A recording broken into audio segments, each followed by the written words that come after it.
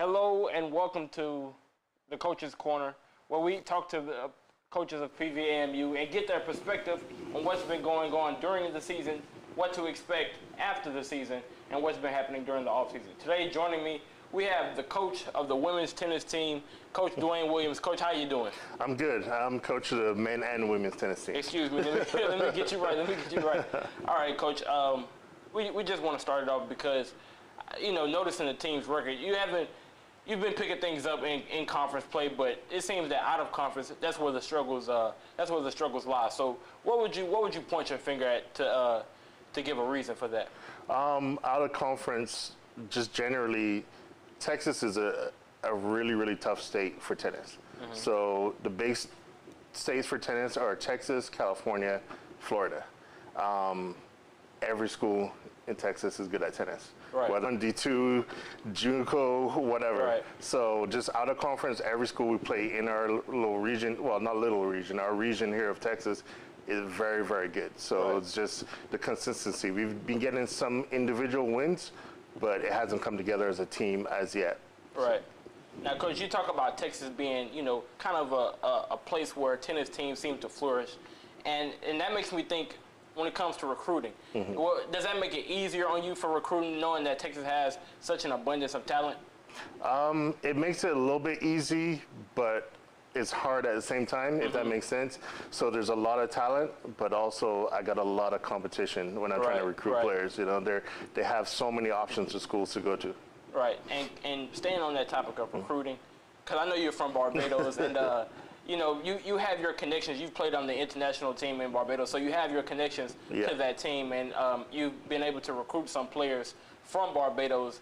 So what would you say, taking behind the scenes into your recruiting process, because I know the transfer portal is also a big thing now, so what would you say you most rely on? Well, mostly I rely on emails, just simply emails. The transfer portal plays a part, but tennis traditionally is pretty international sport. Most of the teams are really international based.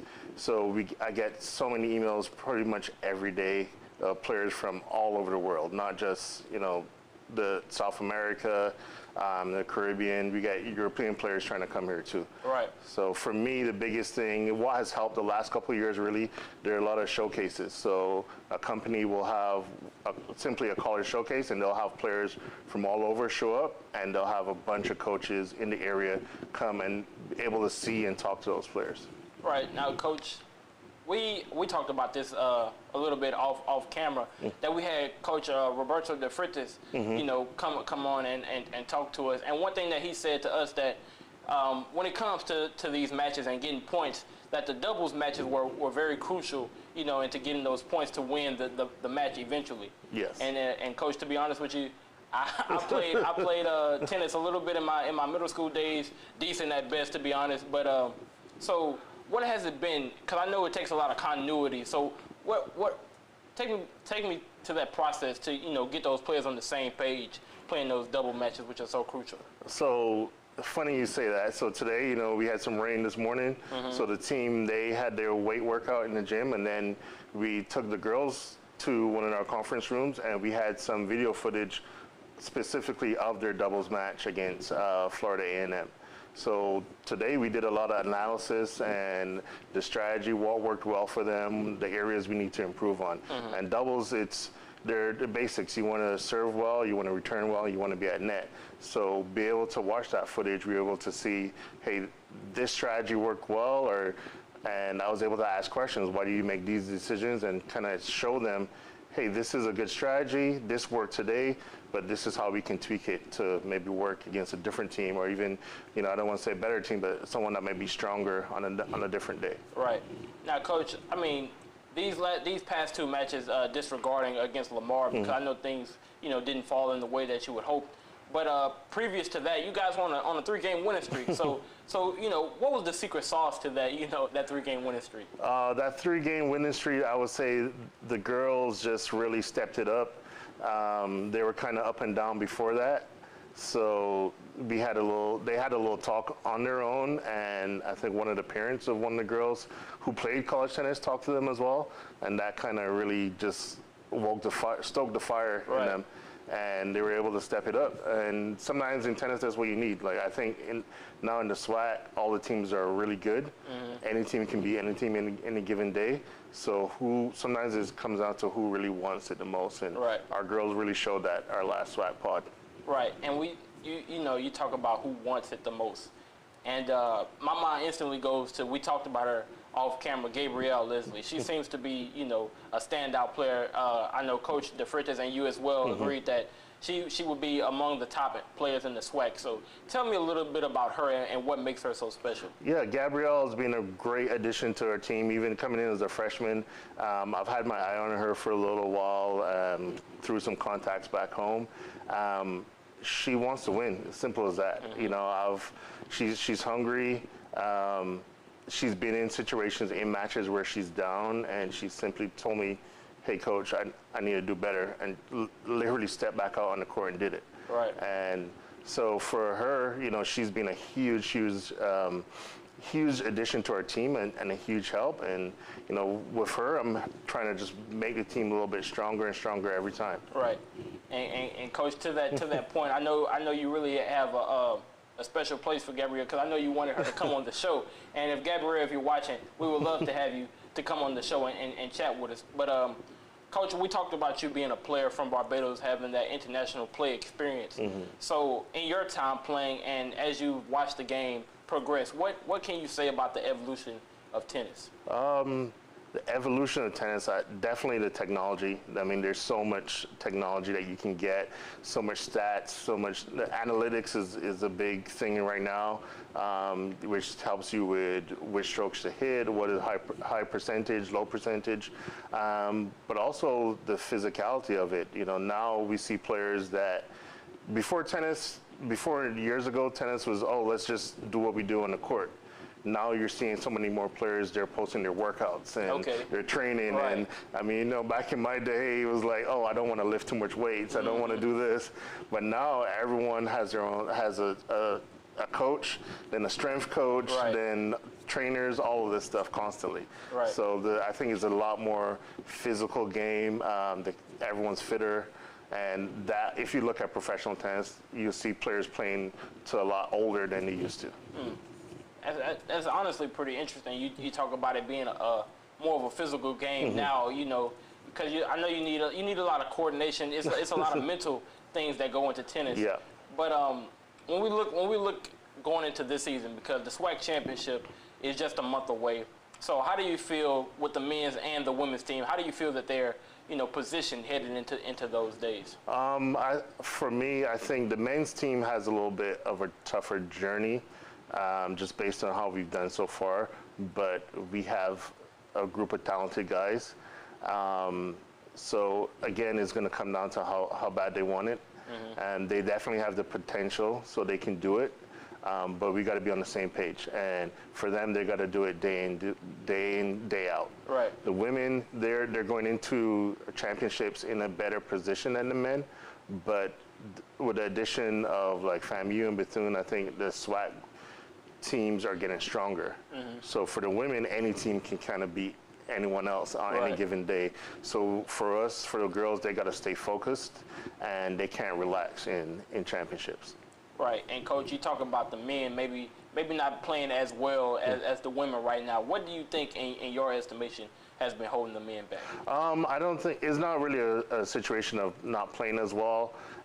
We have the men's team is a little bit younger. We had a bunch of freshmen come in. Well, they're sophomores now, and then some more freshmen this year. So they're just a little bit younger. So we're kind of in a development phase with them. Right. So they're doing the stuff that they need to do. Is just it takes some time. Right, and that makes total sense. We talk about tennis being a mental sport, so you're going to need that experience to know exactly what you're doing and getting out there on the court.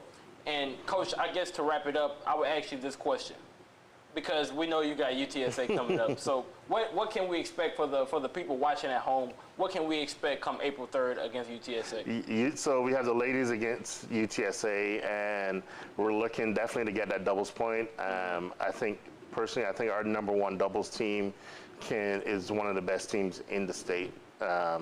you know, if they really apply themselves, they can beat any team any day. Just doesn't matter what ranking they are. So we just need some more consistency with our two doubles or two freshmen. Right. So sometimes they're really, really good. Sometimes they're a little bit off, which is fine as a freshman team. And we just need a consistency on our three doubles. We've played around with that competition, with that combination a little bit.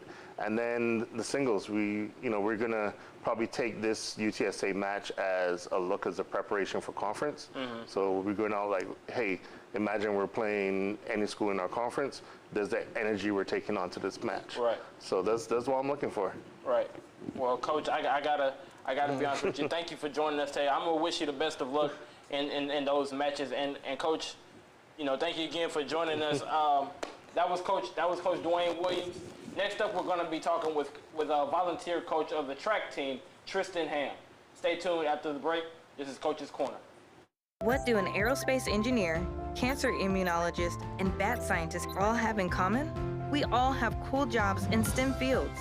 Whether it's building robots or learning to code, girls everywhere are finding their passion for science, technology, engineering, and math through positive role models and mentors.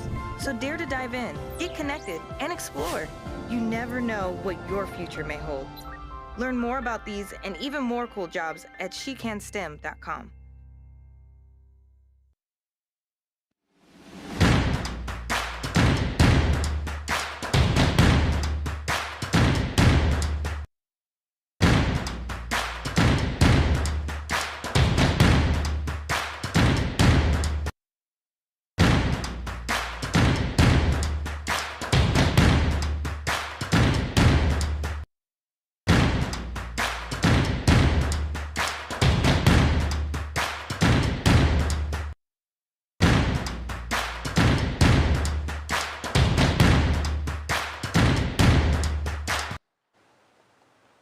Hello and welcome back to Coach's Corner.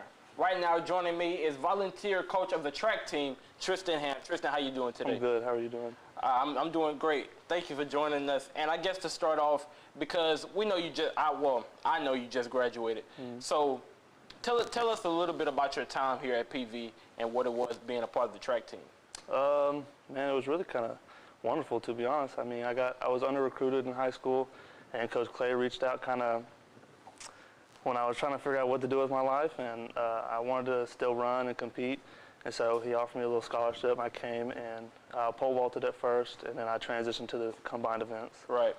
Now, I gotta go to this because pole vaulting is a very interesting competition, so to speak. Because I remember, speaking of middle school, I did pole vault in middle school, and I tell you, I was horrible at it. I mean, you gotta be real dexterous to do that. So, what went into your preparation? You know, getting ready to do the pole vault. Man, I mean, everybody has their own little key takeaways to it, but for me, you got to work on that approach to begin with. But then once you put the pole in, it's kind of all your work's really there. Your technique comes along as you keep practicing. It's one of them practice makes perfect events. But yeah, you just can't be afraid to really push yourself, because if not, you're gonna come back on the track. Yeah, let me tell you, I salute you, man, because I couldn't do it myself. Let me tell you that.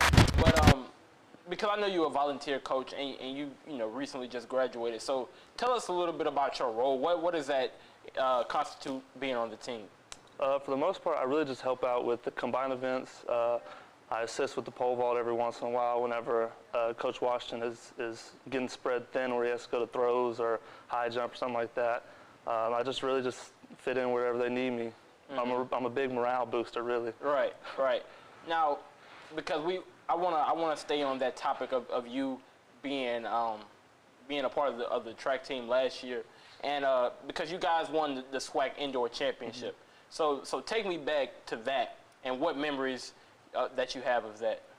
Oh, well, we just won the indoor as my volunteer season, but last year we won the outdoor. Right. And that was great because it was my last time competing.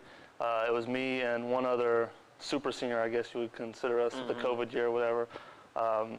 So that was real special to me because, we sent seniors out with the championship when I was a sophomore, and then the younger guys sent us out as champions. So it was really good feeling. Right, and you were actually right. Thank you for correcting me. You won the outdoor last year, but I hate to bring up a bad memory, but when we talk about that indoor track season, you guys came up short just a little bit to Alabama State, coming in second place, and sadly you and your teammate were injured. So does that haunt you in any way, that knowing that had you guys been healthy, you may have gotten it done? Not really, because it really just showed us what the team was capable of. They only lost by, I think, 20 points, and I already knew we were going to get 50 points stronger outdoor with me and Sonny, because we've been so dominant in our two events. So I already knew if they kept the same execution level in the outdoor season, it was going to be no shot. We were going to lose. Right. Now let's move into this season and you being a part of the coaching staff. We just talked about how the team just won the indoor championship, and they're looking pretty good heading into outdoor. They just did pretty well at the PV relay. So what would you say about this team and their performances so far?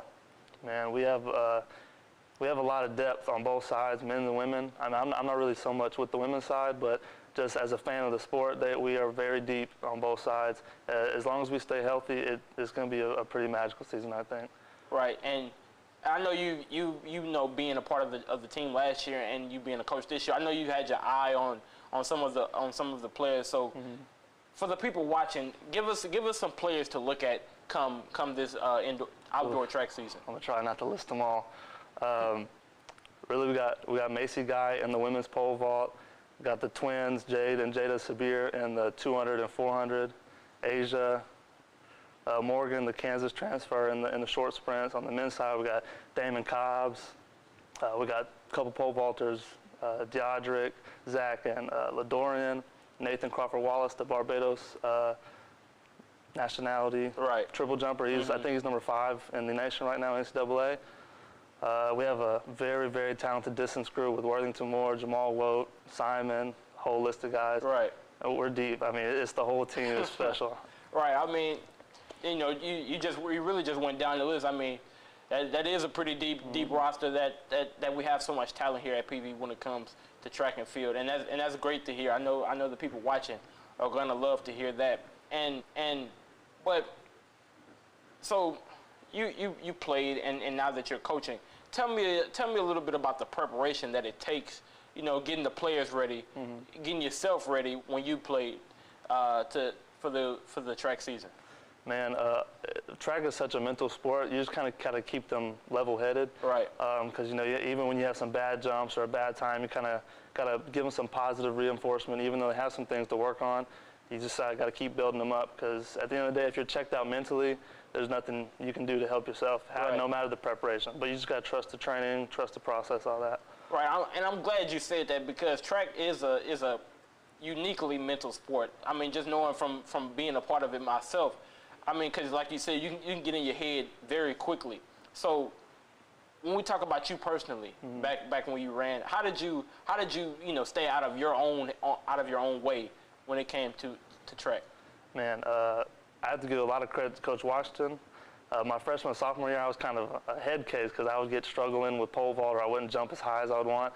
And he would calm me down. He always kept me, motivated to keep going. But after that, I just kind of locked it in. He kind of told me, all these people that you're going against, no matter how big of a name they are, they put the pants on just like you are. They can't, just because they have a big time or a big whatever that day or on their paper, they still got to beat you that day. So it kind of leveled me out, and I just didn't let nobody try and beat me at that point. Right.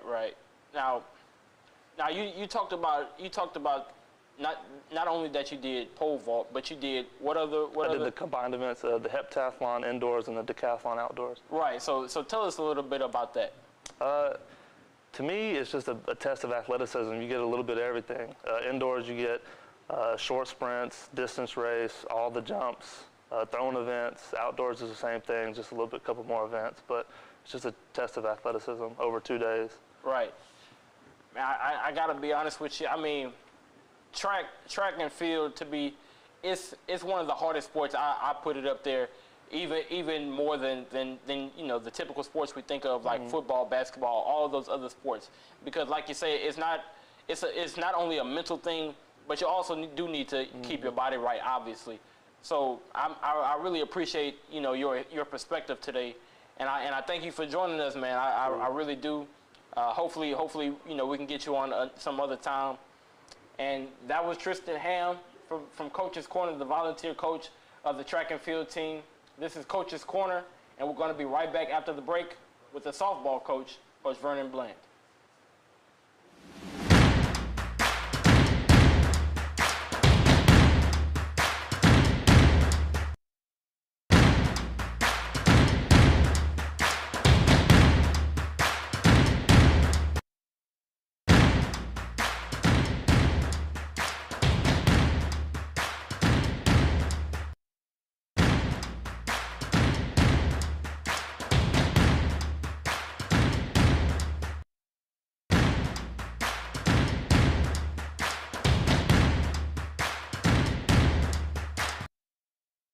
STEM is precise, no margin for error.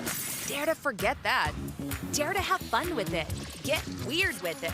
Dare to send those old STEM theories flying past the neighbor's house into outer space. Dare to program something internet-breaking, record-breaking. Dare to blow their minds. Dare to learn the difference between sedimentary and metamorphic rock. Go find those rocks. Dare to keep daring. Dare to STEM. Check out She Can STEM to get started. Hello and welcome What do an back to aerospace Coach's Corner. engineer- Right now joining me, we have the coach of the softball team, Coach Vernon Bland. Coach, how you doing today? I'm doing well. How about yourself? Coach, I'm doing fine. Coach, it's always good talking with you. And Coach, we're gonna get right into it because the softball team has been getting it done recently, winning 5 of their last 7 games. So what has been going right for the team? Well, we actually they just been kind of playing up to what we expected. You Right. know, we have they're young, but they're also talented. So they just kind of doing the things that we expected them to do. So you know, hopefully you know it continues. You know, Right. we on a good trend. We going up. So. Right, and you talk about having those young players, because I know when we talked about this earlier, you have 14 underclassmen, and you know their inexperience may be a reason, right, for the slow start. So how has it been, you know, trying to get them acclimated to the speed of the game? Yeah, that's and you made a right term, the speed of the game. You know, Right. the college game is much faster than high school, much faster than the select team. So they just have to get used to the speed, the experience of the other players. You know, our non-conference, we play teams from all over the country, so we don't shy away from playing anybody.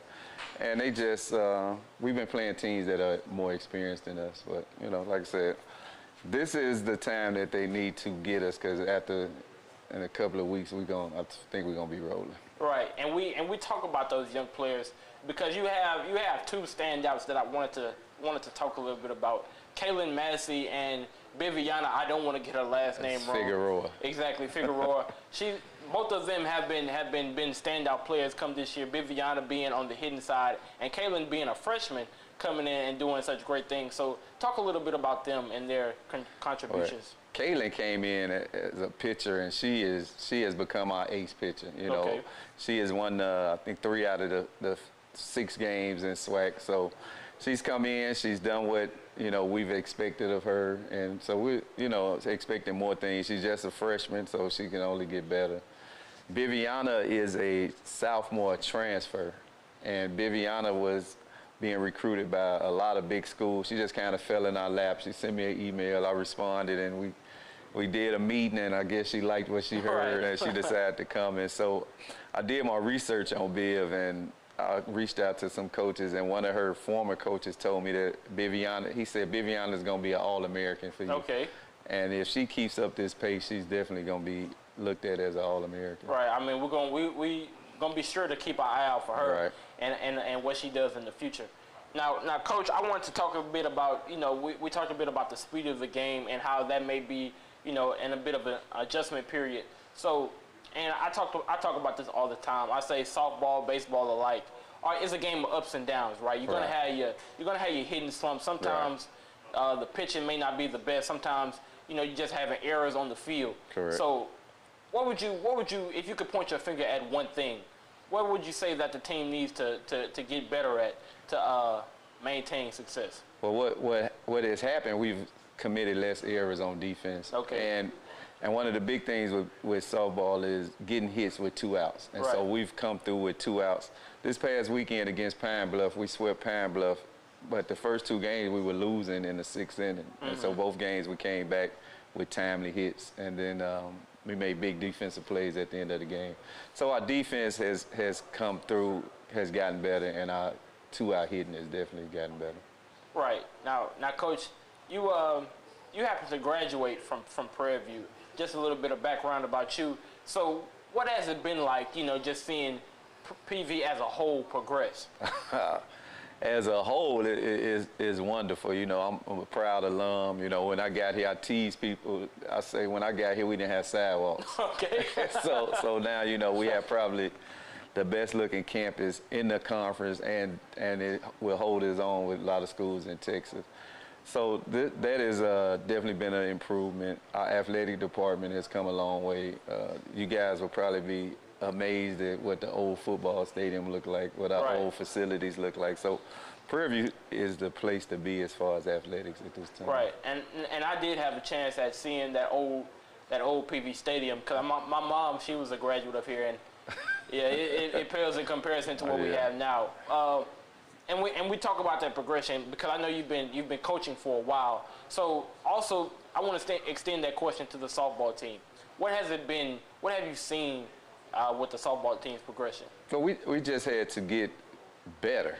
We had the early softball team won the SWAC championship, and then we kind of fell off as far as recruiting. And then once we came on, my staff, we came on and we got back into recruiting. And so we've been able to reach out outside of Texas. We brought in some young ladies from outside of Texas, and we kind of try to corner the market of this little small area around us. So I think it's just us getting better as far as recruiting and the facilities and, just being able to provide a better opportunity for these young ladies. Right. Now, Coach, we talk about how you're a graduate here and how long you've been, in a tenure here at PV. Now, but Coach, you were an assistant coach under the legendary coach John Tankersley. Yes. So I want you to tell us a little bit about your time under him. Well, my time under Coach Tank as a baseball coach was great. I learned a lot from Coach Tank, and also Coach Raymond Burgess was part of our staff. And so they taught me how to treat people. That's the one thing as far as a coach, building relationships with your players and treating them as, they're young adults. So, that's the one thing I can say. I learned a lot about baseball, but Coach Tank taught me more about life. Right. Now, Coach, going back to this season, we talk about the team's record, and you guys have turned things around when it comes to in-conference play. But Coach, because we talked to the tennis coach about this, what do you think it was the reason for the struggles early in the season when it came to out-of-conference play? Well, our non-conference schedule is pretty tough. We play teams from all over the country. The goal during non-conference is to really kind of see where we're at. So we use different lineups to just give people kind of like a measuring stick. Yeah, measuring stick. Give people time to see if they can make this adjustment to this college game. This was the first year that we didn't really do as well. Previous years we finished above 500 coming out of non-conference. This just was a tough year as far as with the youth. These girls didn't really know each other, because we had 12 new players. Right. And so it was just the inexperience and the not being able to gel as quick as we wanted to. Right, and that's completely understandable, because we talked about it, how you need to have that continuity on the baseball field, because once the ball comes off the bat, everybody needs to be reacting in the same way, knowing what they need to do. And Coach, I guess to wrap it up, my last question to you would be, because you got a big weekend coming up, we're playing our rival TSU this weekend. You got 3 games in a 3-game series. So what can we expect for the people at home watching, right? What can we expect come this weekend versus TSU? It's going to be an exciting series. As always, playing TSU, our biggest rival. We usually do pretty well. Last year we played and we won the series, won 2 out of 3 games. So, we're just looking forward to playing. Our goal is to win the series, make sure at least 2 out of 3. A sweep will be great because it is TSU and that will put us in first place. So you know, if you guys are in the area, come out. We play Friday at 3 o'clock and Saturday 12 at 2. So we're looking for all the support. It's going to be a beautiful weekend. Right. So come out and support your Lady Panther softball. All right, Coach, I appreciate that. We need to make sure for the people at home watching, make sure that you come out and support the softball team. I know I'll definitely be there, Coach. And, Coach, Coach, thank you for joining us today. It's always always good talking to you. And that is it for the Coach's Corner. I'm Caleb Carter. That was Coach Vernon Bland. Thanks for watching.